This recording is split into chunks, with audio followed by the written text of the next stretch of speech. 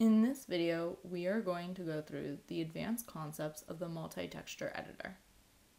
The first advanced concept I would like to go over is the effects the property editor has on the multi-texture editor.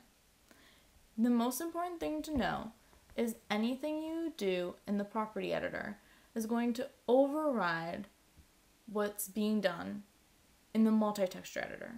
Desaturation is a perfect example of this. If you desaturate a texture, anything that's done in the multi-texture editor is going to be override. So once I open up my multi-texture editor, a pop-up comes up stating desaturated textures are going to be shown as saturated while in the texture editor. If I hit OK, you'll see exactly what happens. All of these images are going to show up saturated instead of desaturated. And here you see that exactly. So now my sweatshirt looks a lot more saturated in color. If I add in a print, which I will do here by going to my add button, and here I'm going to add in this splatter. Now you see this print on top of this saturated fabric, and I'm going to hit apply. Now it still looks saturated, but once I hit apply and close, that desaturation is going to overrule. So now my sweatshirt looks desaturated. That's because desaturation is still checked on in my property editor. So everything is going to be desaturated in the texture. That doesn't mean what I've done in the multi-texture editor didn't happen. If I zoom in here, you see that that splatter is still on the sweatshirt. It's just all been desaturated. If I decide to uncheck desaturation over here in my property editor, it'll look exactly as it did when it was in the multi-texture editor. Now there's this dark gray color because there's a color overlay on top of this. If I just turn off this color, now it will look exactly what the original texture was. The second advanced concept I would like to go over is with blending. So here I'm going to go back to my multi-texture editor and select my texture. Now here under paint, you see blend. Now here in blend, I have this drop-down menu with a lot of different options on how I could blend. Here is an image of all of the different options of my blending mode. The link to this image is provided below.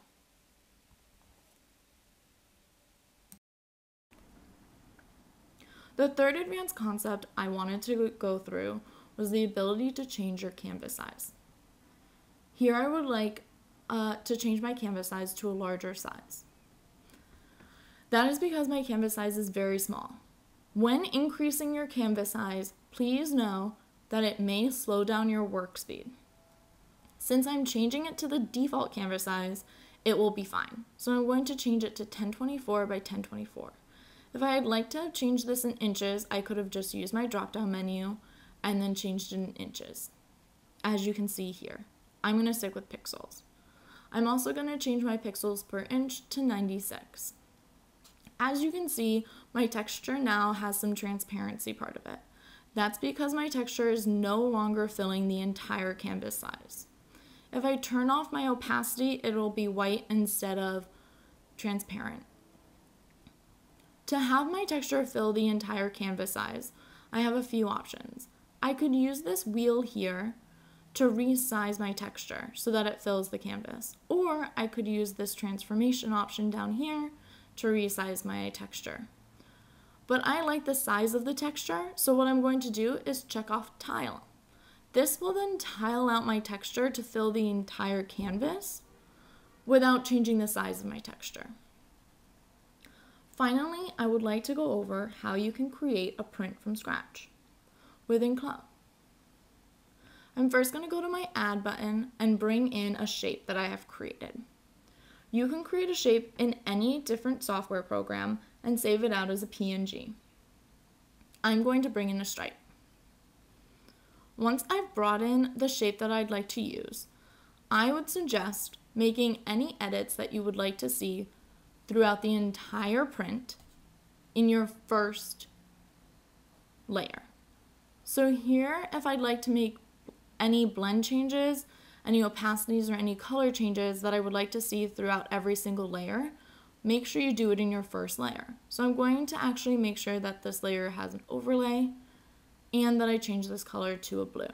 I don't want to change anything with the opacity. I'm happy with that.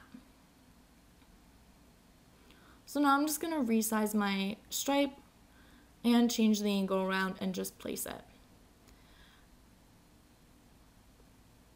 Now I'm just going to copy this layer, and everything I did to that original layer will be done to this copy. I'm going to lock this layer and then rename it. I like to name my first layer exactly where it is in my canvas size. It's helpful to me. I'm now going to select my second layer and move it. As you can see, it's exactly the same as the first. I can change the color around if I would like, but then that color will be copied over once I hit copy. It's important to note that the layer that will be moved is the layer that's selected, not the layer that you click on in your canvas window. So I'm going to lock that bottom layer and now select and move the top layer. I can again change this color if I wanted to, and when I copy this over, the color that I changed it to will be in the copy.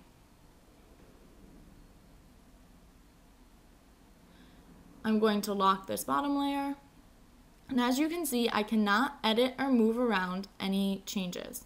Also, if you copy over a locked layer, that will copy over as locked as well. Here I can resize this, but if it was locked, I could not resize it.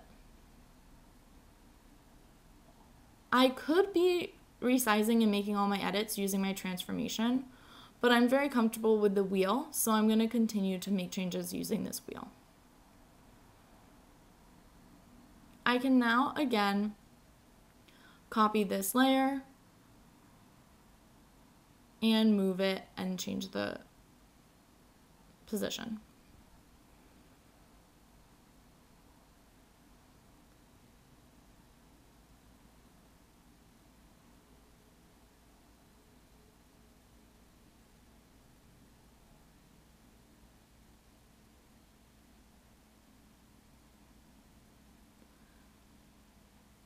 Here I can make sure that I'm moving the correct layer by using these eyes next to each layer. I can hide and show each layer using them so that I know I'm selecting the correct layer that I want to move or copy. Here I can rearrange my layers by just dragging and moving them up as you just saw. And I can continue to do this throughout.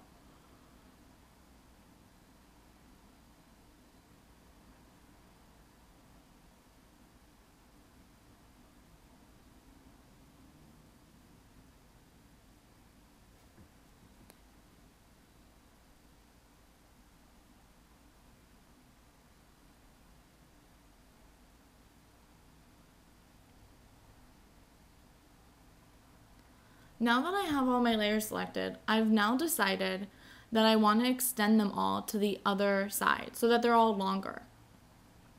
Because I decided this once I was done, I now have to select every single layer and check off extend to other side. If I knew I wanted to do this in the beginning and I checked it off with my first layer, that would have then copied over to all the other layers, saving me some time, which is why it's always helpful to know what you're going to do in the beginning so that you can set it all up and then copy that same thing all over. Once I'm all set with my print and I like it, I can then hit apply. If I would like to change the size of this print, I would want to use the texture editor tool in my 3D window here so that I could resize the print. That's because I do not want to resize it using canvas size. That will slow everything down. But using the texture editor tool, it will make everything easier. You can also see that this file has been saved. If I go to File Open, I will see my print saved out as a flat image. It's also saved in a temporary folder. So it's important to always select this file and bring it into a folder that you have easy access to by just copying and pasting it. Also, since this is a flat image, if I'd ever like to see this as my layered print, I would have to open up this original Clo file. Thank you for watching this video. I hope you enjoyed it.